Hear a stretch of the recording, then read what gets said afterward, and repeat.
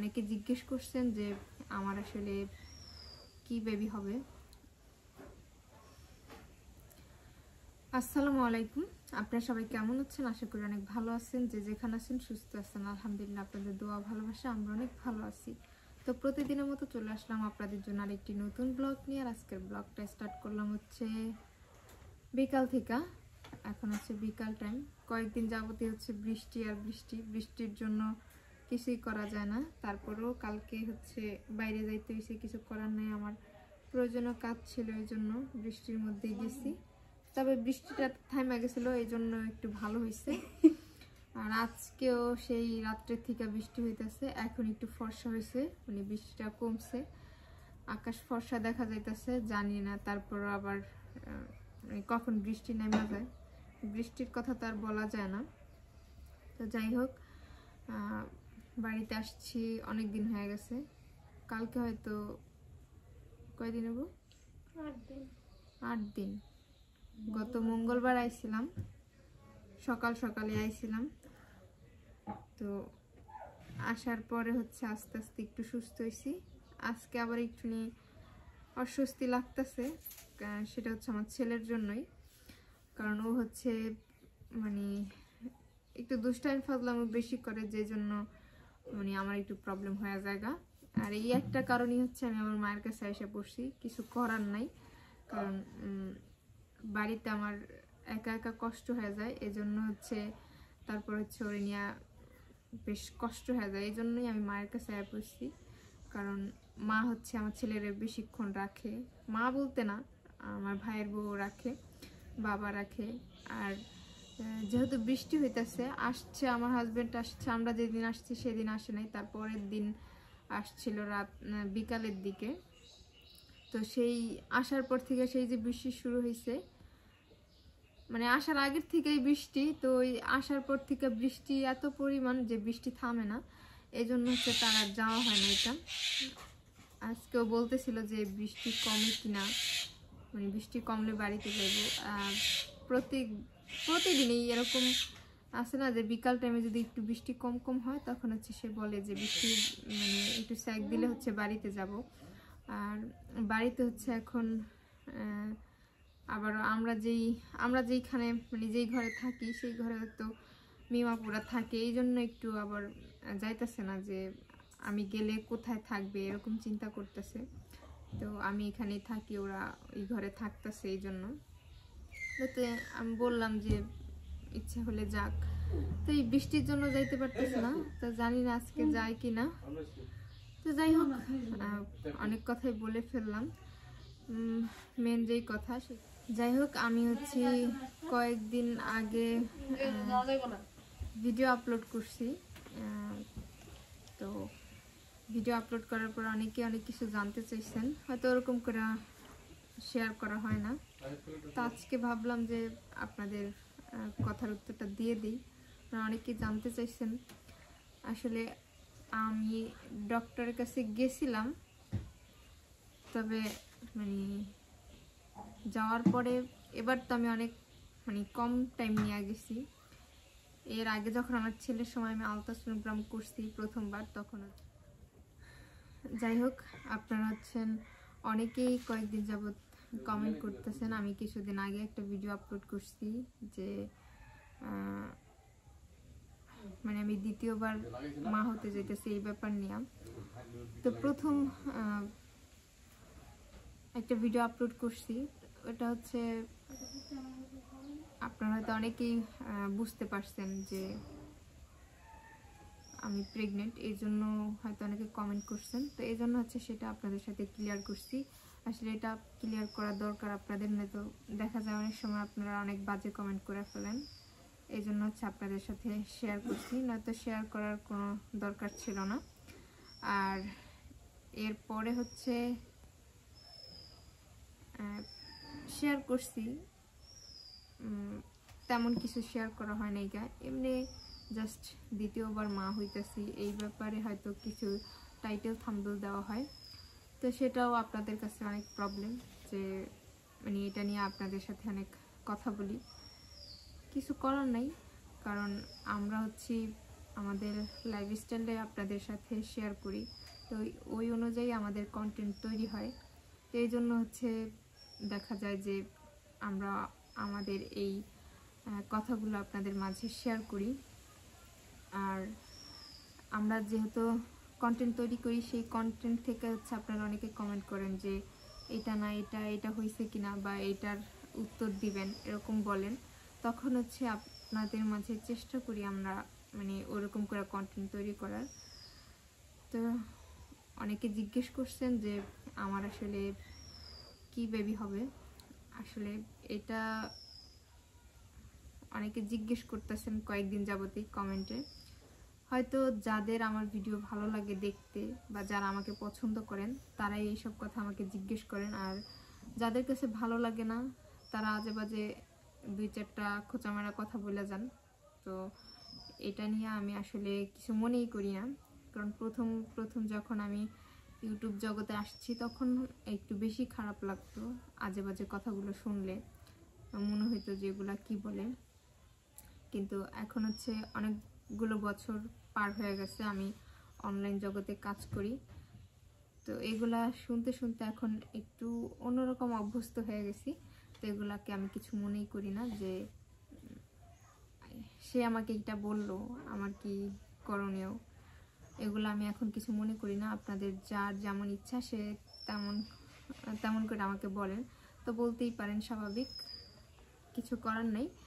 প্রত্যেকটা মানুষকে উপরআল্লাহ হচ্ছে আলাদা আলাদা জ্ঞান বিবেক দিয়ে পাঠাইছে, কাউরই একরকম জ্ঞান বিবেক দিয়ে পাঠায় নেই। যে যার মতো করে মানুষ হয়েছে, কাউকে হচ্ছে কি যে একটা মানুষ আছে না যে ও যেরকমভাবে যে পরিবেশে বড় হয়েছে আমিও সেই পরিবেশে বড় হয়েছি, এমন কিছু না।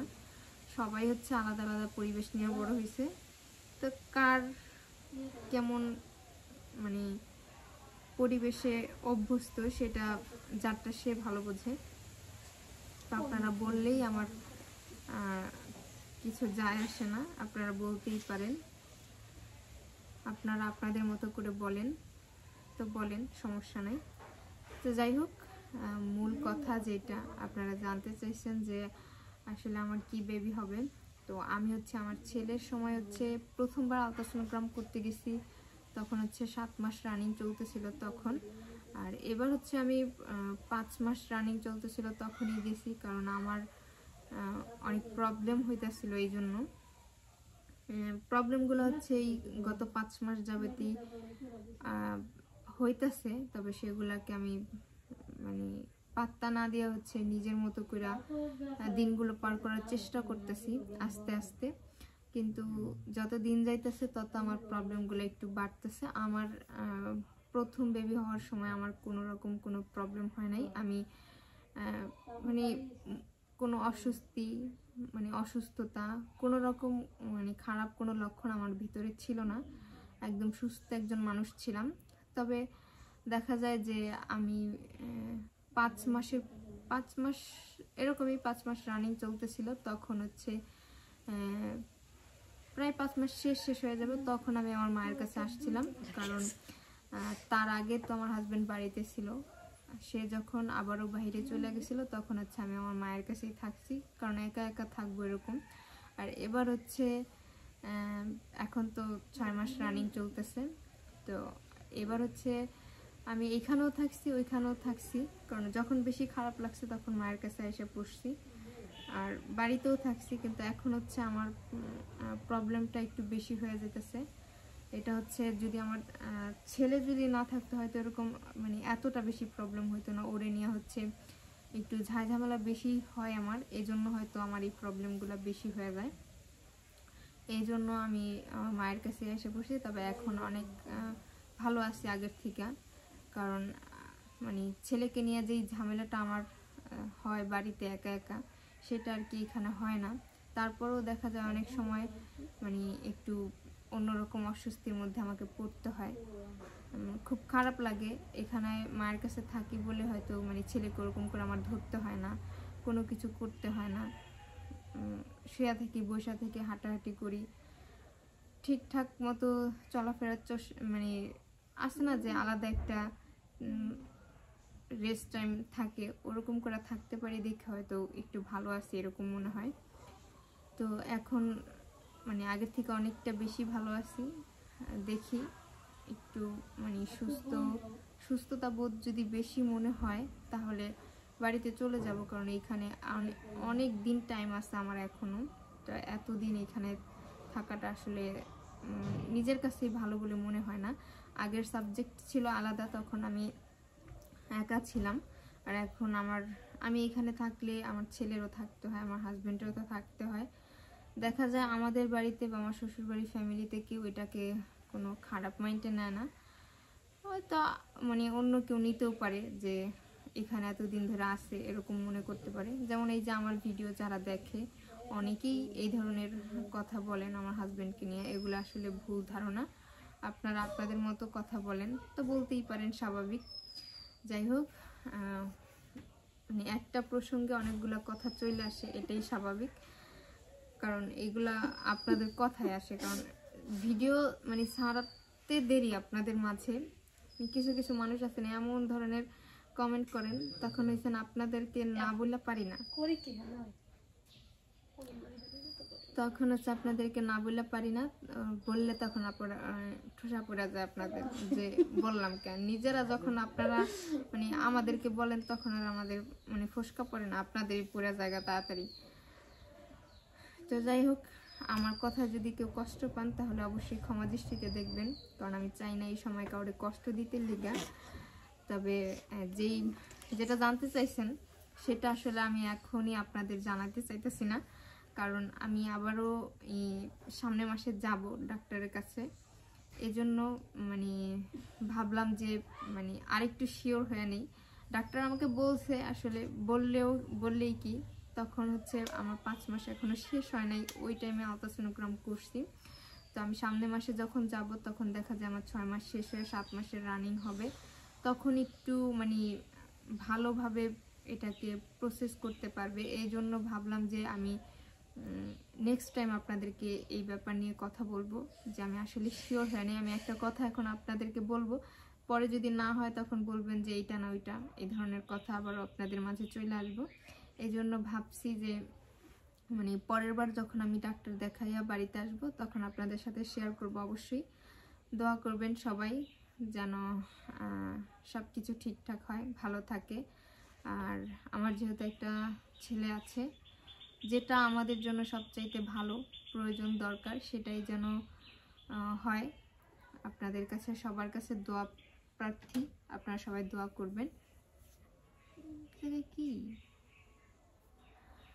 আপনাদের কাছে সব সময় আমি আমার সব বিষয়ে মানে একটা দোয়া করি। ও মা গো আল্লাহ রে, বড় একটা গুলশাপ আঙ্কেল লড়তাছে কি।